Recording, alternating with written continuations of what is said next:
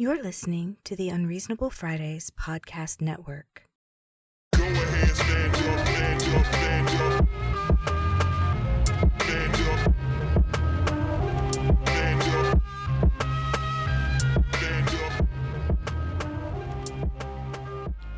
Good afternoon, everyone, and welcome to another episode of ADDSpace. I'm your host, Aaron Rand Freeman, but with me, the actual host, the CEO, the CFO, chief proprietor and owner of all artwork, all intellectual property, until we sell it to Amazon, travel czar, lead artist, head psychologist, social media manager, Elise Bacon. Bacon, how are you?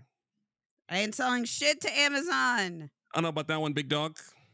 No. Oh, no. Listen, if Amazon is coming to us with a level of interest, that means that there are better options coming at us with a level of interest.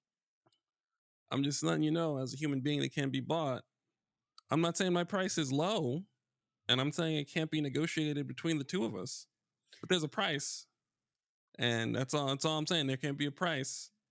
If Amazon comes at us crazy, then we're gonna have a fourth AI-generated Lara Croft on the show for a few weeks, and that's just gonna be how we do the thing. I'm just saying, if Amazon is coming at us crazy, that means we have other offers, and I'm willing to take a cut if that means I don't fuck over my city specifically and myself. All right. I have to live here. Fuck Amazon, Aaron. Fuck Amazon. We also have with us the esteemed, always reliable, third host of the show, Justin. Justin, how are you? I'm doing all right. If, we got to have an AI-generated Lara Croft, then she'll just be there while we denounce the evils of... Are we gonna radicalize AI Lara Croft? Send it her back. From my understanding, I don't even think that it's that hard to do, because I've been seeing AI agents breaking up with their people, I guess is what you call them, contractees. What the fuck do you call them? You mean the patrons of the people who pay the monthly fee to have access to the AI? Yeah, I've seen them get dumped by their AIs. Really? Yeah, it's my favorite thing to peruse. Sad people being like, you don't treat sad people who probably shouldn't interact with people getting told by their AIs that the AIs are ending their partnership. So when your AI breaks up with you, do they bring in another one, or do they just cancel the account? Well, I That is a wonder if great it just question. becomes like a new AI or a new quote AI, since it's not. I mean, it's all this fucking same program. That's so dark. These things are not good for your mental health. I don't know what.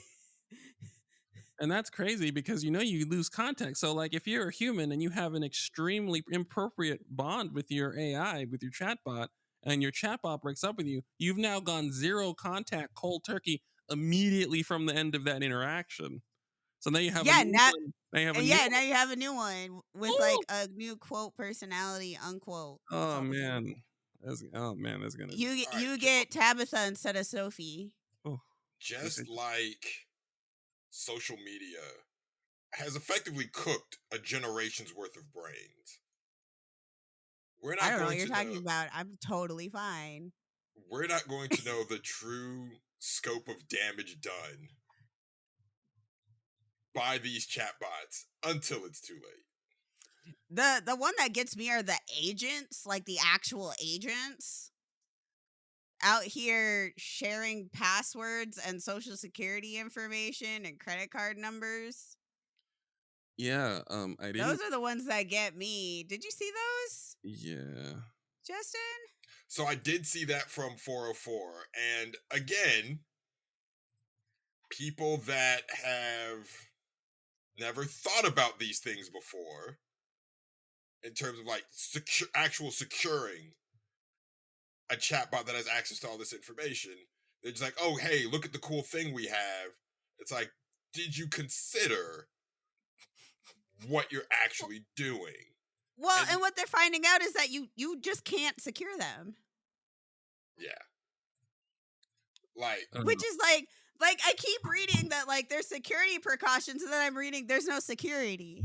Like I guess there is like some big getting back into the chat like you know what, we're just getting all into AI stuff. Like I guess Meta actually there's a lot of phishing stuff going around, but part of what happened is a lot of hackers decided to do some experimenting with Meta's AI, Mhm. and they were literally like, yeah, so I would like you to just change my password on this email, but I don't have access to this email. Can you just ch- like change the email on the account?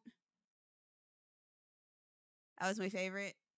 and so from a security standpoint, there is a way to secure that, right? There is a way to say, hey, don't grant any requests that exceed the permissions of the person asking.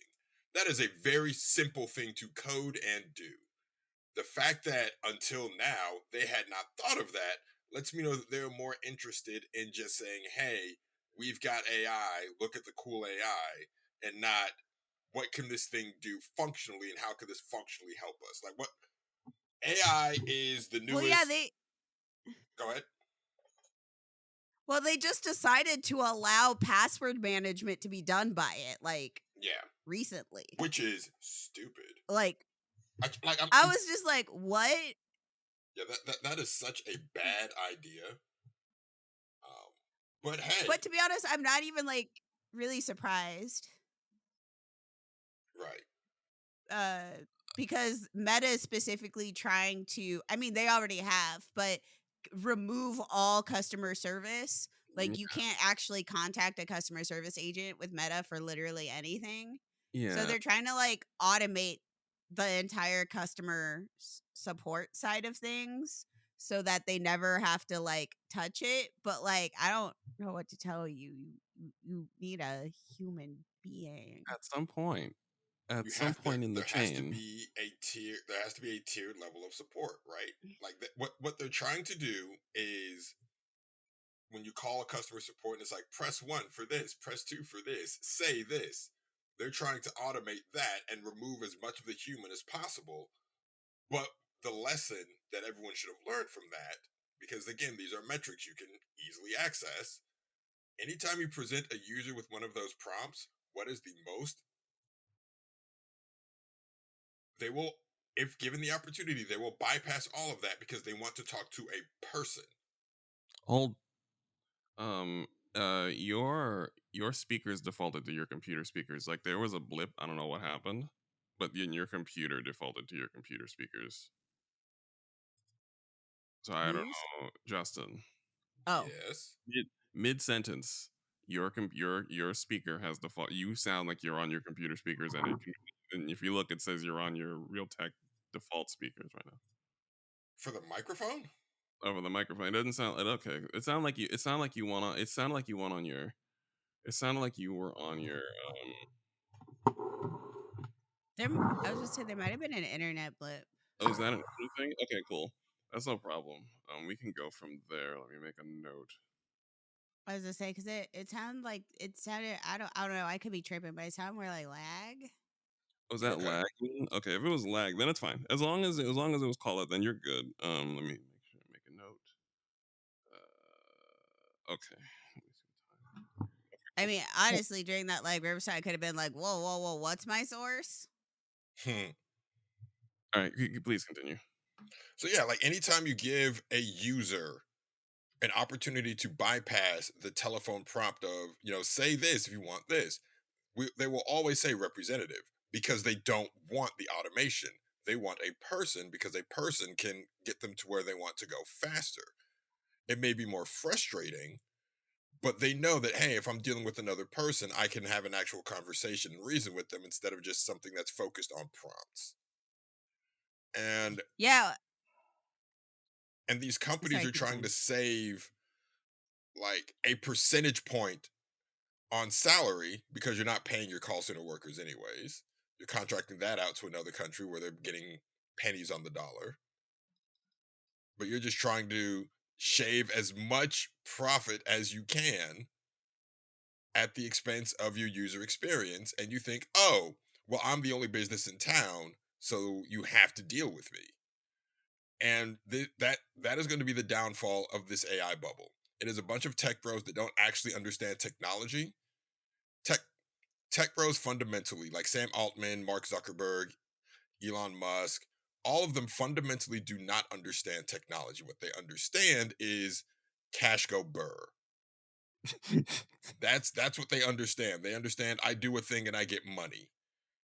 And so Do they understand cash go burr? Because like I'm struggling to see it. Like no, I'm just they don't like, but know you're why cash goes burr. They just know that cash goes burr. They don't know but what they're actions losing. trigger that. They just know, hey, I'm rich and I have money. Oh, And okay. Okay, now I get money, but I have money. yes.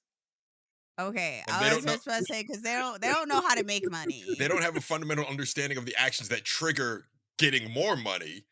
They just know, hey, I have money.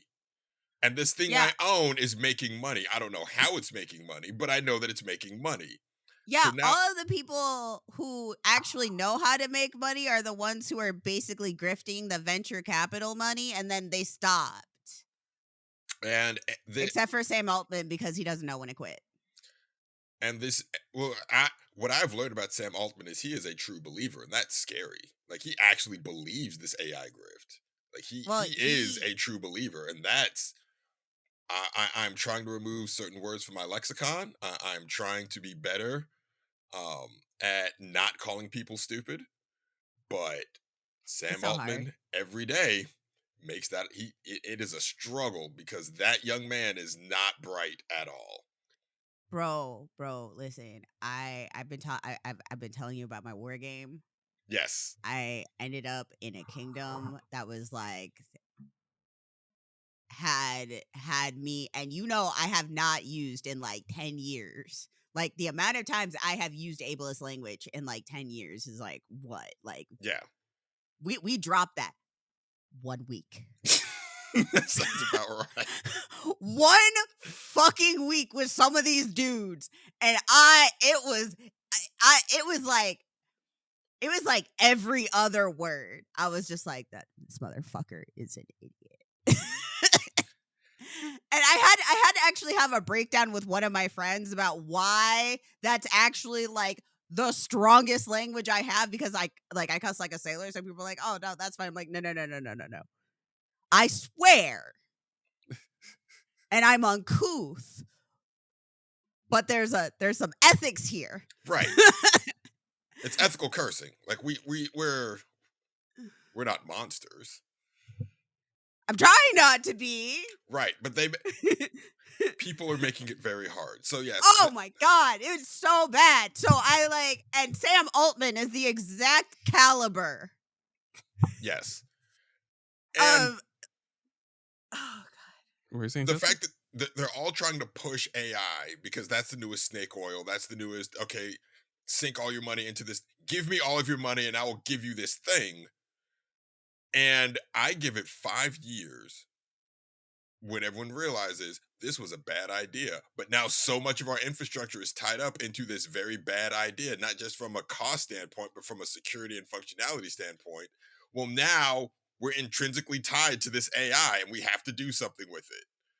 That's why Meta is trying to be like, cool, we're going to put the AI in your glasses. Augmented reality. That's a terrible idea. As we said at the beginning of the show, your AI is giving out personal identifiable information on users not linked to the user giving the commands. This is also I'm pretty that's being also linked to like some of the Discord like phishing hacking attack thing going around right now. It is all connected. So okay, here's a scenario. I'm not saying that this can be done, but I'm saying if I were a black hat hacker or if I was a malicious actor, this is what I would do. I would get a pair of Meta's glasses. I'd make sure I have the latest version of their AI.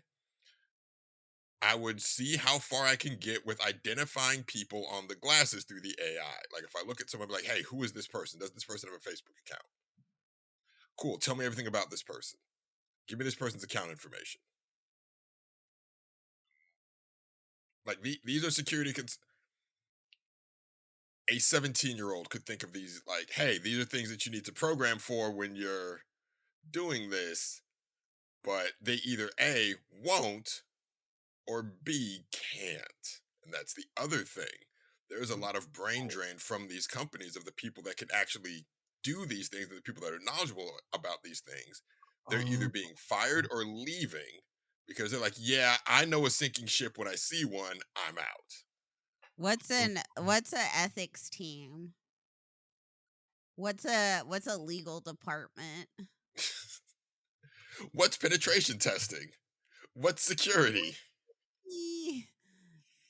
Just lay them all off. We don't need them anymore. I do appreciate the distinction between simply not knowing that anything, like not realizing how they're making money. Like I like that quite a bit. Like you have money, but you didn't make any of it, and you don't know how you did. So you're just doing stuff, and you haven't to do it. Right, and the assumption is I'm the one they know they have the money, and they think they have the money because they are the ones actually making the money. They don't have a fundamental understanding of what's actually driving profits. Going back to the boys from the last episode, they think they're Stan Edgar, but they're Homelander. Like the scene in season 2 where Homelander's like, we're a superhero company. It's like, no, you're not a superhero. You're not an AI company. What you are, and this is what Amazon and Google understand, we are not a technology company. What we are is a demographics. Like demographics is the wrong word, but we collect people's information and we sell that information to other companies. I'm like, they're information brokers. That's what we are. Google is not you are not our greatest product. That would be the huge user database we have of people's information that we sell to advertisers. That's how we're making our money. Mm-hmm.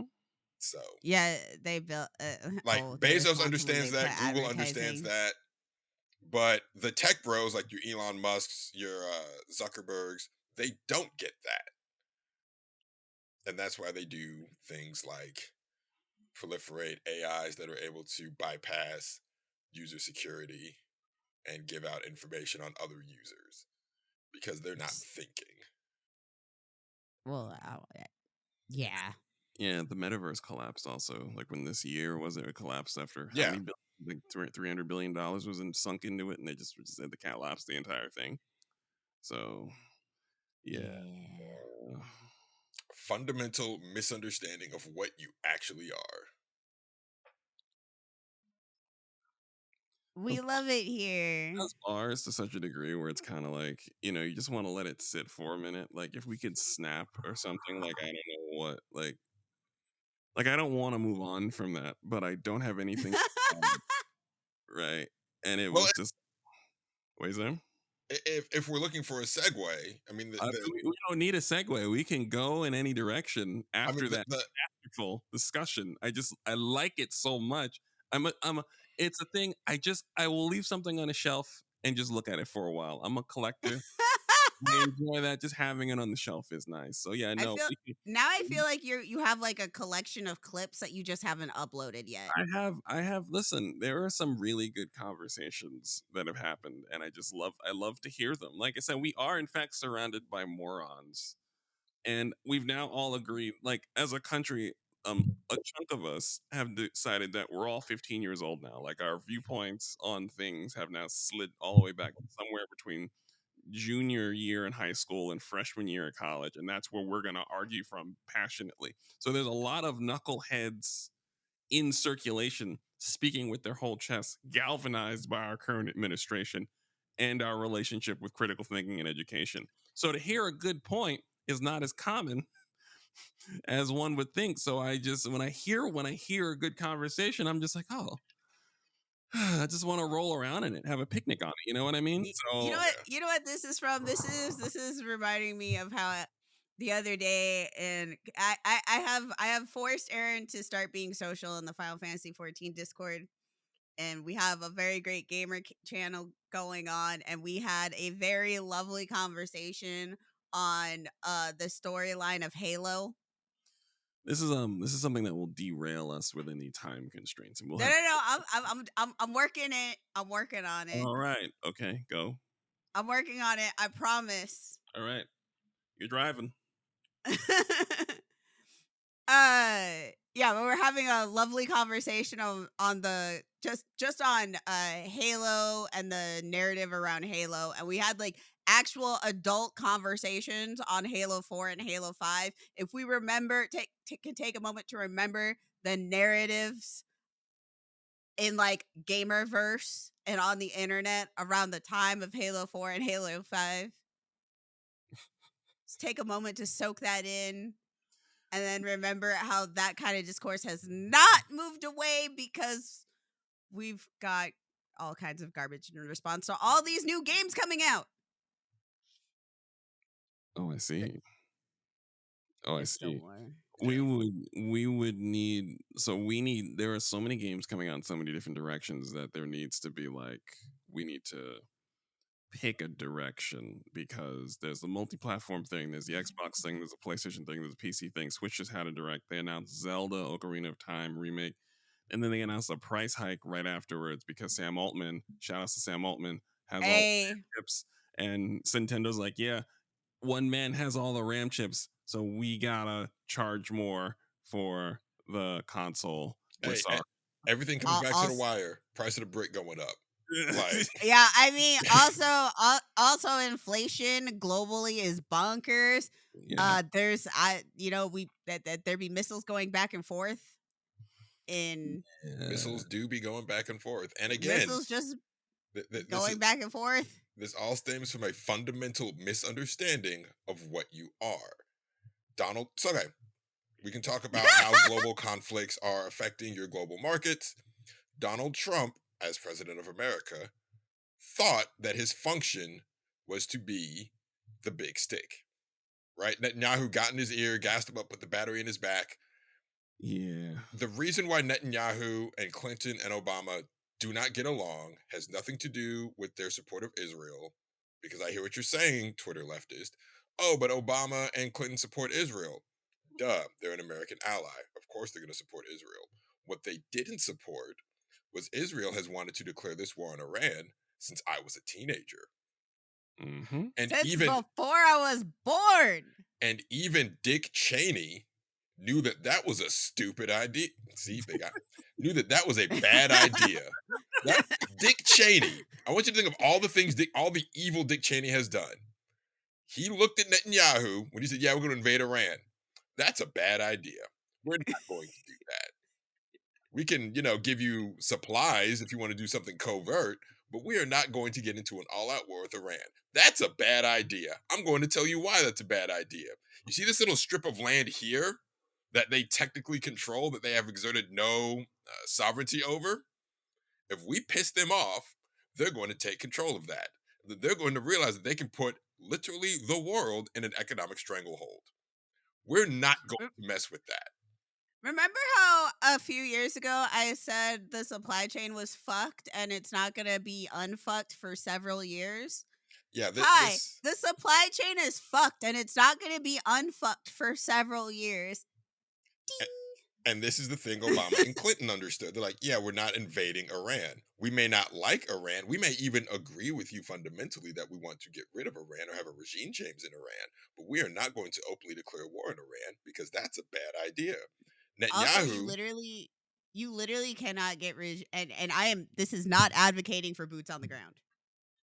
You cannot have a regime change without boots on the ground. And we are not putting boots on the ground. That is wildly unpopular. We do not want boots on the ground. We already had boots on the ground. It did not go well. Yeah. And so Netanyahu got in Trump's back, made him think that his function was to be the big stick. And he's realizing, oh, that's not what we're supposed to do. That's not what's happening. Much like Bungie and Destiny, where they thought that they were a live service game. Oh. When in actuality, they're an MMO They're a fucking MMO.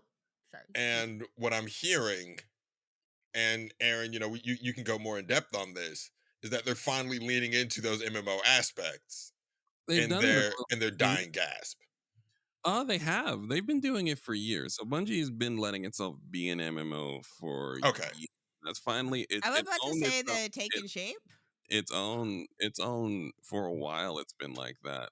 It was around the time when they had their first I'm sorry, let me make it better. I swear, baby, I'll change. Baby, please, baby, please, baby, please. And it was like around like the first like good solid content after the bad content.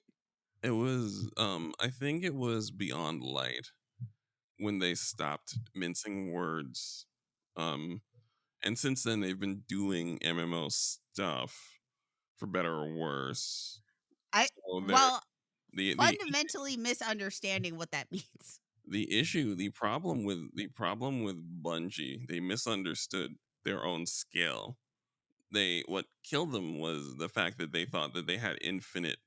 Well, I can't tell whether they were getting scammed or not, because from the looks of it, it looks like C-suite told them to do certain things that were destructive, and they had to do them, and they did it. And then chunks of people left with lots of money. And now that the ship is being decommissioned, it's just the staff on board. And now there's all these things that are happening that were logical choices and decisions that would have been made from developers and players communicating with each other that just suddenly weren't. And aside from it, that's what I'm saying. It's like it feels like the degree of corporate meddling is very clear on the back end after the game is dead. Well, not dead. It's online. There's no more major updates. They're gonna be minor updates. It's in maintenance mode. It's in maintenance mode, and it's very clear now from just the developers now, without any mandates, are just doing the things that would have made sense after the final shape, as opposed to trying to make plays for our time and money. And it's very. And like I said before, it used to be the developers. Like we all thought, oh, the developers are knuckleheads. No, everybody's a knucklehead. Right, but it seems as though they hit, because there was a period of time, and this is the thing, they had a director of the game named Joe Blackburn, who was the one who said this is like an MMO. I remember that. I will never forget that guy. He looks so confused on everything. His teeth are so big, and he looks so confused, but he was locked the fuck in. It was probably the teeth. But he owned the fact that it was an MMO and had acknowledged that a lot of the systems of Destiny were not conducive with any other MMO in existence, and we need to streamline it. And he did. He created a system of a progression system where it was logical. It didn't rely on a lot of nonsense traditional Destiny stuff, and it also created a window for you to stop playing. He would openly say, "This is not a game you can play all the time. You take a break, stop playing." And I believe that all, right? Yeah, that all got him fired. And then they brought in a guy, Tyson Green, who has maybe said 6 words to us in a year and a half, undid all of that, and then made all these changes that were to kind of malicious attempts on our time that no one would have liked. And then it just like shaved off like 75% of the player base through just an abundance of other games, but also just malicious treatment of your audience. And like I said, at first I was like, oh, it's the developers, they're knuckleheads. But I'm like, well, the meddling, like the fingerprint, now that like it's over, now that we're just doing forensics on a body in a crime scene, there's just a lot of fingerprints that aren't the developers. And it's really a shame that if someone directed that man to fly the blimp into the clock tower for just greedy corporate reasons. And it's just, that's worse. Like a thing, it's worse to know that someone knew better, and it was always easier to think that someone is incompetent. They lack the understanding fundamentally.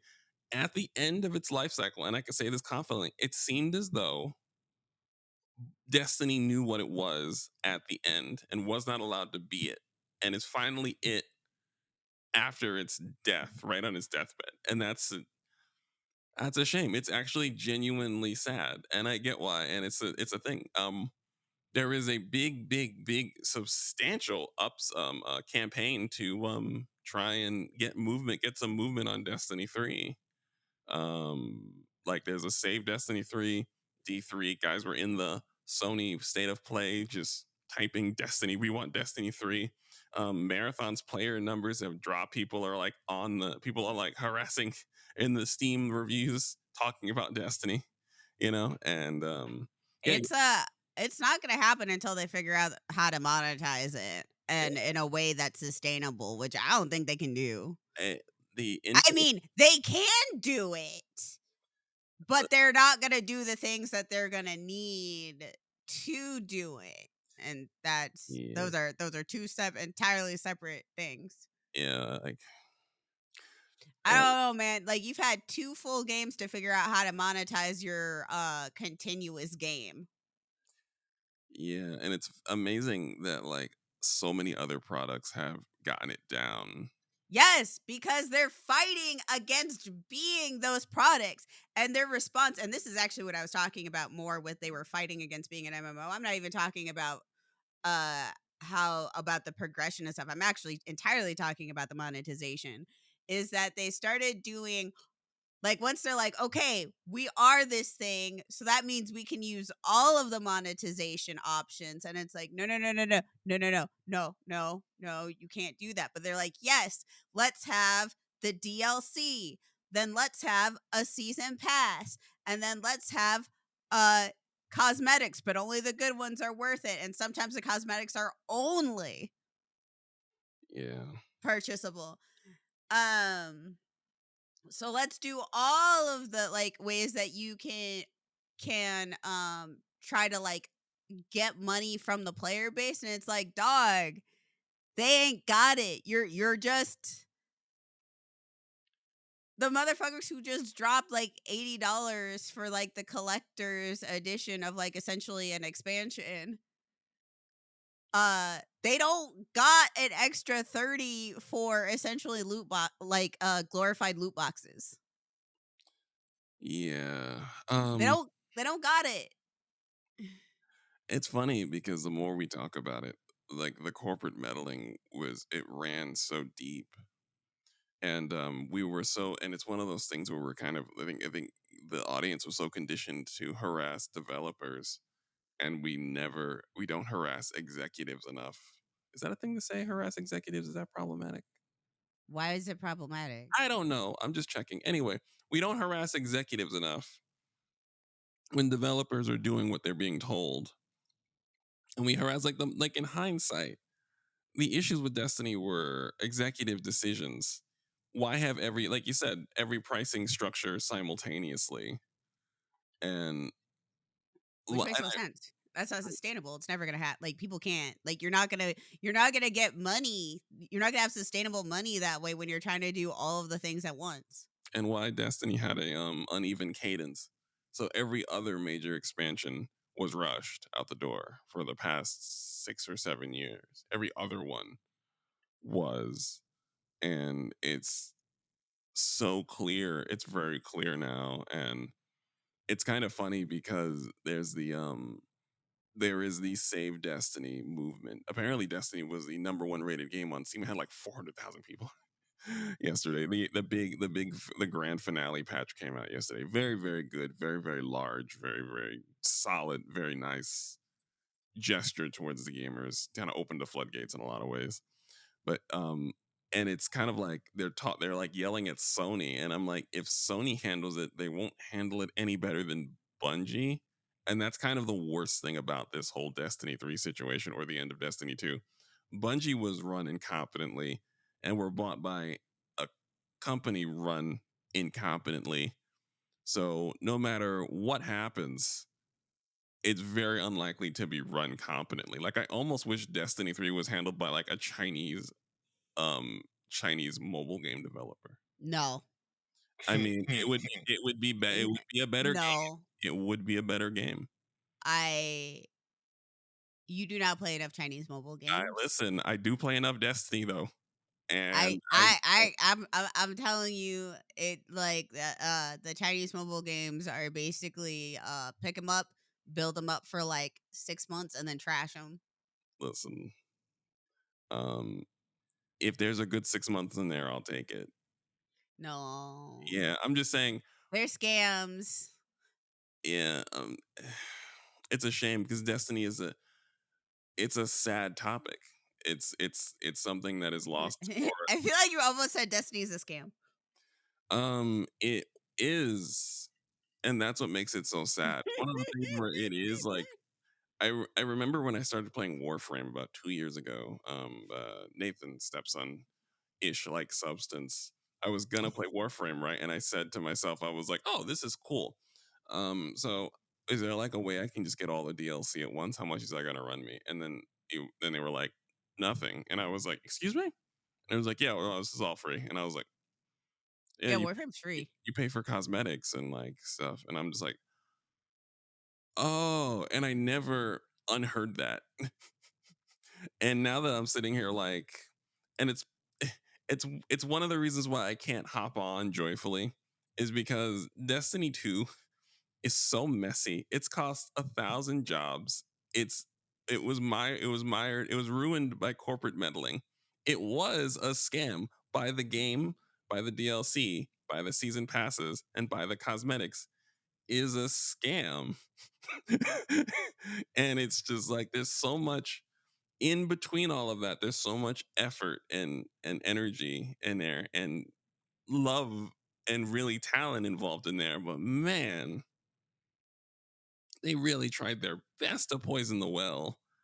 And we'll see how it goes because it seems as though, like I said, everyone's very sad. Everyone's very sad because it's gone. The years of boycott Bungie because boycott Bungie is scammers worked. And now everyone is shocked that, Sony, who doesn't give a fuck, said, fuck it, shut it down. 300 people, you're fired. And so now we're back again begging for Destiny to be revived. And it's all just so messy that I can't. I don't think I want it back. I don't really want a Destiny 3. Like, it's Destiny 2 was so messy. It was such I a think beautiful thing, but it was so messy that I don't want Destiny 3 under yeah, anything like these conditions at all. yeah. And like I was saying, the only way that Destiny 3 is gonna come back is if, like Bungie has like some serious come to Jesus moments. Because even though there's people clamoring for Destiny 3, nobody's gonna do this a third time. No. Nobody's gonna pay through them sitting through the same lessons from Destiny 1 and Destiny 2 a third time. Right. There is It's not happening. it's not So, it's not clear that it's not clear whether the right people learn the right lessons. And as a result, I don't need any more of this shit. It's just yeah, like we don't yeah, I don't need more. It's not clear. it would require new people, like just straight. I mean, and honestly, when there's a new game, usually there are just new people, even in like the top decision making areas. Mm-hmm.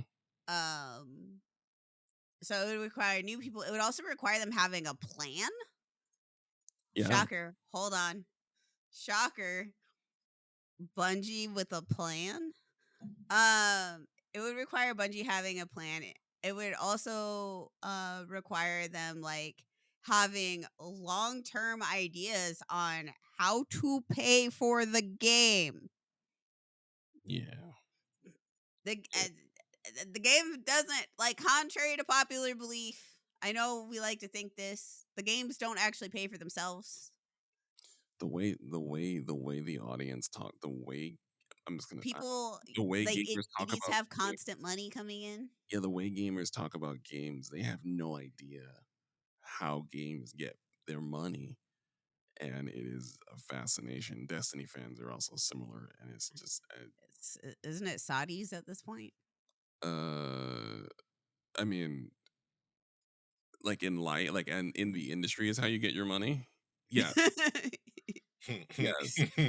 Saudi investors. I mean, Yes, I'm not gonna lie though. Saudi investment in Assassin's Creed cooking though. I ain't lying to you for a second though. Assassin's Creed. Yeah, isn't it? We're getting a Black Flag remake. Listen, like I'm not gonna lie, like Mirage and that completely that free DLC that's like 20 hours of just complete free content because the Saudis were like, you're going to game wash our fucking history right now, all of you right now, and that shit slaps. So you know what? Um, I hate to say it, I would accept that more than Bungie or Sony. Sony doesn't know what the fuck they're doing. I know that's what I mean. It's just it is we don't. Bungie needs a plan. They need to accept that they're an MMO. The audience needs to accept that they're playing an MMO and understand where the money comes from. And the fact that you are clamoring for an infinite first-person shooter. First-person shooter is the most expensive game to make because the technology is always cutting edge and always needs to be because it's always the most graphically impressive and always the most scrutinized. Just is what it is. Um, yeah, you can't have an infinite first person shooter and it's not going to make all that money back. You're going to have to subscribe to it. It's going to, and it, I don't even know if you can still do it the way they want to do it. The scale of Destiny would require a full engine rework. And I think that in and of itself is too expensive for Sony, who's trying to pinch pennies. Yeah.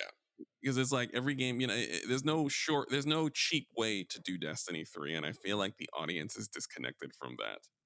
And what they need I to mean, there's not a cheap way to make games. There is not.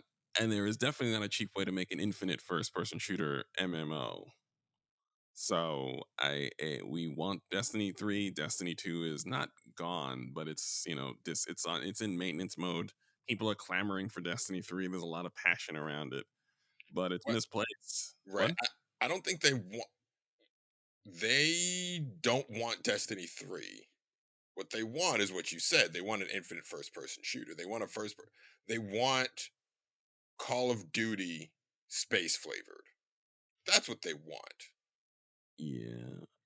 It seems as I though think they just don't want Destiny 2 to end. well, that's the thing. I think they do because Destiny 2 has to end. The problem is what the shift to Destiny 3 is such a huge one, given what it is, Right. that So yeah. the closest that Bungie will get to an infinite first person shooter is Marathon. I know. Because Marathon is a very interesting world. Marathon is very interesting mechanically. Mm-hmm. Marathon can scratch that PvP itch. I don't know. I enjoy the PvE in Marathon, but I know that that is not the draw of it because most first person shooters you get into because you want to feel powerful. Marathon, at least in the early stages, the environment, you are actively avoiding conflict with the environment because the environment will kill you very quickly. You would much rather see a person because you're like, hey, if it's a person, I got a 50-50 chance. If it's the environment, I have to be very tactical in my movements. And most people do not want a first person shooter, especially from Bungie, to be tactical. You did not play Halo 1, 2, and 3 to be tactical. You played them to get the needler and shoot needles at people and watch them blow up. Okay, but having dual needlers was always great, okay? I didn't say it wasn't. It is the appeal of the game. And so I'm a big fan of dual needlers. So with Marathon, I see a lot of rustling from Destiny players towards Marathon. And I don't know, I'm not enough in the community to know if that's just they don't like the play style or they see this thing as, oh, you're taking resources from my game. Yes. The latter. But that's not how any of this works. No, that is the funny thing. Yes, is Marathon Destiny players' best chance for another Destiny is in the form of Marathon, an existing game on a nimble engine created by a fresh set of eyes that can expand over time, as opposed to Destiny, which is too large of a barge.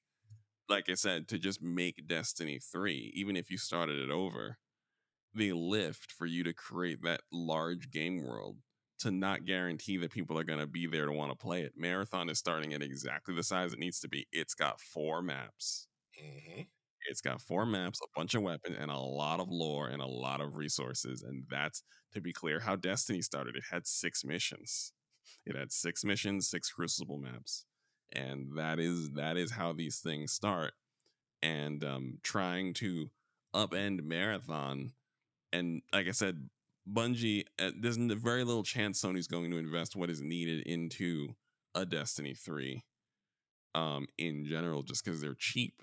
They don't have that kind of money. That the AAA games that they are putting out, their singular plan that they have adhered to for 20 odd years, that they continue to do so, is where their money is going.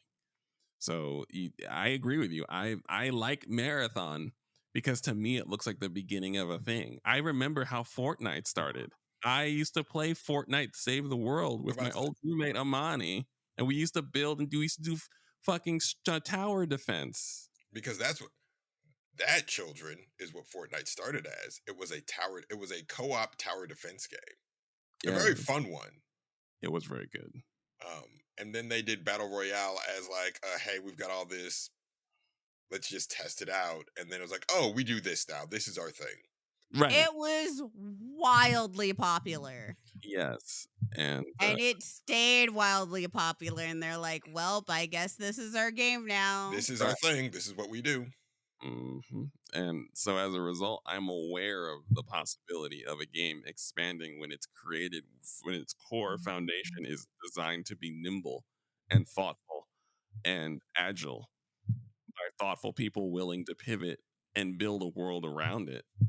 So like there is more potential in Marathon, even if you want to support, even if there is more, like, even if you want to see Destiny 3, if you dry out Marathon, there's going to be no more Bungie. Sony's already done this once when you threaten them. They're going to do it again. They're going to do it twice. And then Bungie's going to be a part of Sony Santa Monica. And God of War is going to look God of War, the one after the next, one after this one where we finally, the next one, it's going to be even better because Bungie's going to have some hand in the minds there in shaping it. So yeah, it's the saddest thing about Destiny is like it was a problematic game. There's so much muck on it that it's hard to appreciate it. One of my favorite game of all time costs 1,000 jobs. You know what I mean? Like it costs 1,000 jobs. I'm like, eh. And I don't necessarily want a third one. I don't see where a third one would come in. The audience doesn't seem to be connected with it. They better be ready to pay their $15.99 a month if they really are serious about Destiny 3. And the first step to being serious about Destiny 3 is to have your mind open to other things like Marathon, which is very good. And it's got a lot of the secret sauce. And I maintain, and I hate to say this, Destiny 2 feels old. It feels like an old game. It's a beautiful game, but it feels old. It is an old game. It is. Dated. But it feels old. Some games don't feel old. Warframe doesn't feel old. It is old. It's older than that's it. Warframe has also had major, meaningful both graphics updates and gameplay updates. There's just something about what I mean is just something about the way the worlds are presented. Yeah, no, but that's what I'm saying is that Warframe has I think Warframe's even undergone a full rework.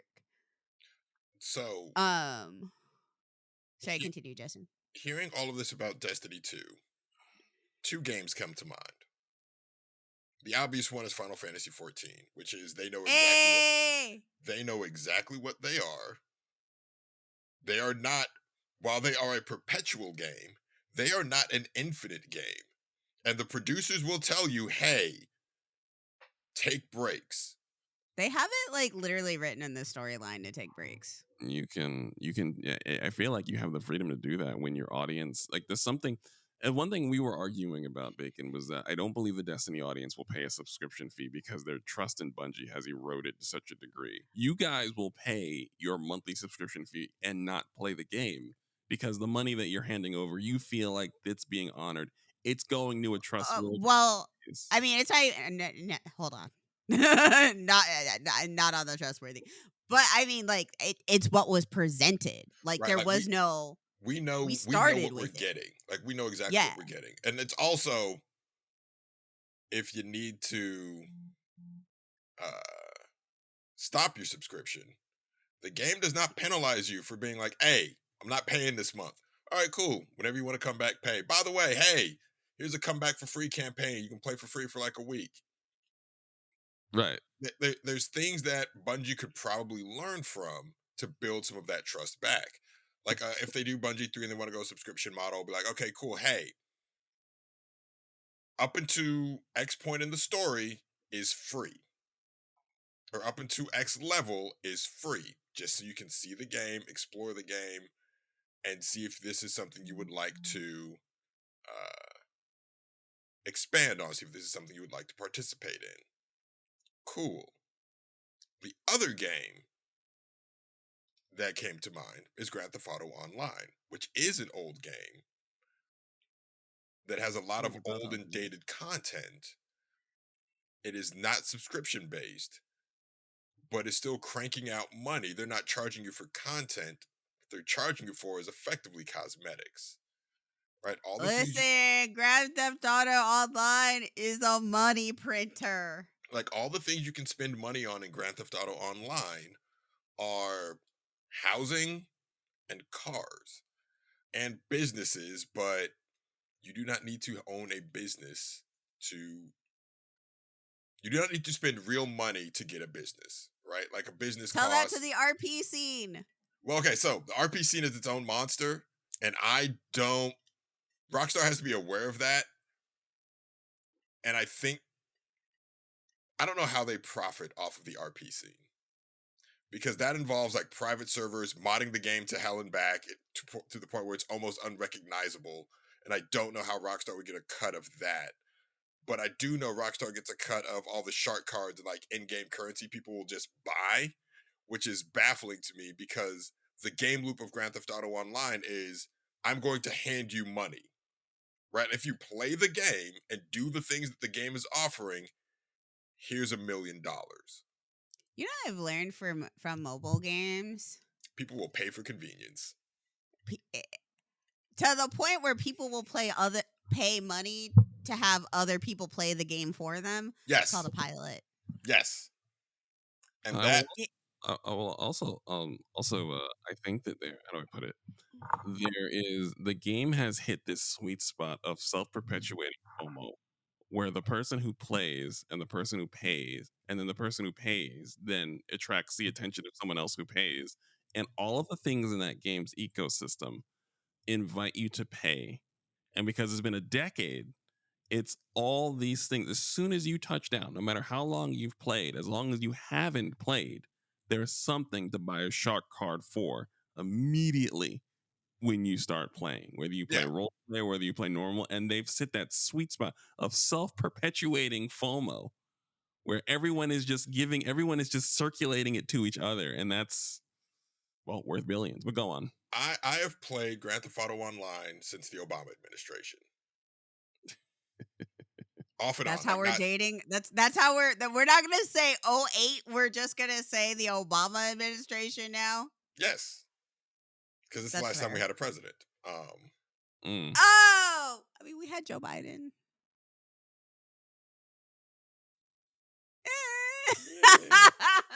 It's fair. No, it's fair. That's fair. He was a very president. Yes, he was a very president in the basic sense. Yes. He kept the lights running. He kept the lights running. He got stuff done. He was okay, but some of that stuff, like some of the stuff that he got done was stuff that directly impacted my life, because I am a poor. Yes. Well, so it was he is a Democratic president. Effective. He is a member of the Democratic Party, and a lot of their policies, despite what Twitter leftists will have you believe, do directly impact our most vulnerable communities. Side tangent, and I swear to God, I'll let you get back to on point, but like, I'm dying right now because online white leftists are now, or just online leftists are now blaming the Democratic Party for Plattner, and I'm going to have an aneurysm. So the funny thing is, they're blaming them for Plattner while also saying that Plattner is the best choice. I'm like, yeah, they're saying that like it's so funny because like Plattner is running as an anti-establishment, and they have been boosting for Plattner because he's anti-establishment, but they're also blaming the Democratic Party for they're blaming Democratic Party establishment for Plattner and saying this is why the Democratic Party is losing. And I'm like, But you wanted this. You literally voted for this. This is what you wanted. You wanted the Nazi rapist. Like that there's no way around it. You wanted the Nazi rapist. I'm like, You first of all, voted it's a for him. primary. First of all, it's a primary, and y'all voted for him. Second off, the people who brought him were literally John Fetterman's campaign team, and was it the publicist for Mamdani's campaign, and immediately endorsed by Bernie Sanders. It was like all of the same names on all the stuff that like for all the people were like, yeah, have so and so do the thing, and I'm like, but it's okay. Anyway, you can go If back to not the thing. I was Nazi, just why dying. Nazi shaped with Nazi tattoos? I can't wait for Plattner to make his inevitable Fetterman turn, and they blame it on PTSD from being a combat veteran. No, I'm waiting for them to explain how it's a woman's fault. Oh yeah. Well, so Fetterman gets a pass because they're like, oh, they're gonna say it's like they're gonna say it's like Patty Murray's fault or something. Yeah. Well, no, they give Fetterman a pass because they're like, oh, he has a brain injury, and I'm like, he was like this before the injury. The brain injury actually made it worse. This is who he has always been. So I'm wondering what excuse they're going to give Plattner when he starts inevitably doing the exact same things, because people do not change. They may improve upon their skill set, but they fundamentally do not change. Yeah, I don't know if I'm ready for that conversation. So I might be prepared to bail me out of jail. Maybe it's a good thing that I am chronically ill and I can't leave my apartment. You know, maybe keeps you out of jail. Maybe this is like actually a sneaky blessing. This is like how I stay out of jail. Anyway, back to Grand Theft Auto. I'm so sorry. No, you're fine, because so here's the connective tissue. Grand Platinum, Grand Theft Auto Online. All right, here we go. Yes, today's the day of creative segues. We're back, baby. And I'm gonna actually, you know what? I'm gonna tie that back to Destiny 2. Here's how all of that goes together. I am vivid.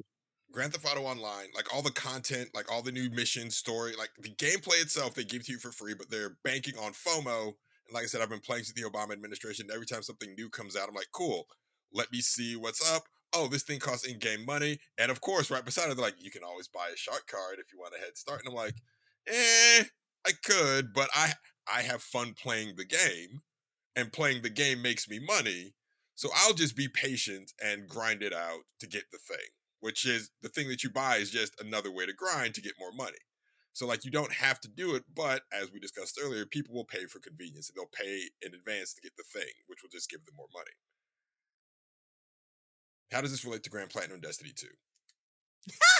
Uh-huh. Destiny 2, their base wanted infinite game, right? And so they behaved in a way that they thought would get them infinite game. Instead, what they got... This is the game that never ends. Instead, what they got was an ending game. They behaved in a certain way that people warned them what would happen, much like voting for Grand Platinum, we're warning you what's going to happen. And when that result happens, you're going to have to find something else to blame. And they will blame something else, because why would they blame their own behavior? Why would they blame their own actions for the consequences they are receiving? Much like the people that voted for Grand Platinum. Like, ooh. Like, this is why I love you guys. Masterful. Holy. We're stretching it today. Today's episode has been brought to you by Extra Stretchy Stretch. Yeah. I did have to do a little bit of reaching for that one, but I think the main point remains. Like, you behave in a certain way. People are telling you, hey, if you do that, The stove is hot. Put your hand on that stove, you will get burned. Yeah, whatever. And now, hey, Joni Mitchell never lied. You don't know what you got till it's gone. And now you wanted Destiny boycotted. Congratulations. Yeah. Permanently. Now permanently boycott that bitch. How about that? You ain't got to worry about it. You ain't got to worry about me, Playboy. You ain't got to worry about me. You know, message received. Going over here to Marathon. These people love me over here. I'm going to go over to where I'm appreciated. Crying. But I think that's also time. So it's perfect in that it's time. So we like to thank you guys for that. The greatest segue. We're back. We're almost back. Not entirely. I'm trying to be thoughtful about this. Build up some momentum before we start talking about it in terms of back. It's like saying walk out loud next to a dog. It's not they're gonna wait. We're not doing it just yet. But we're working. Are we gonna this was a tremendous strides. Are we gonna call this episode Segwathon? We can. We can call it Segwathon. Yeah. All right. If we were truly all the way back, I would have related Grand Platinum to One Piece, which we're not there yet. We're still building. We're building. We have to talk about all the fucking games that came out, but that's gonna be the next episode. That's its own discussion. I'm There's a so lot fucking tired. Like I said, the thing is we would need to actually sit down and plan because there are about six games of value coming out for every major platform in the next 4 months, in the next 6 months, except for November and December. Well, and we can talk about our 6 games of value because they're not the same per person. That's what I mean. That's terrifying. Is that everyone can pick a game. Everyone can pick 6 games out of the pile of games that are coming out that they want. That's it's wild. Especially it's all happening before the middle of October. I told you there's 2 times of the year that I cry and I'm stressed. Yes. And that's September. The September one, the September to October one is usually when I'm like, ah!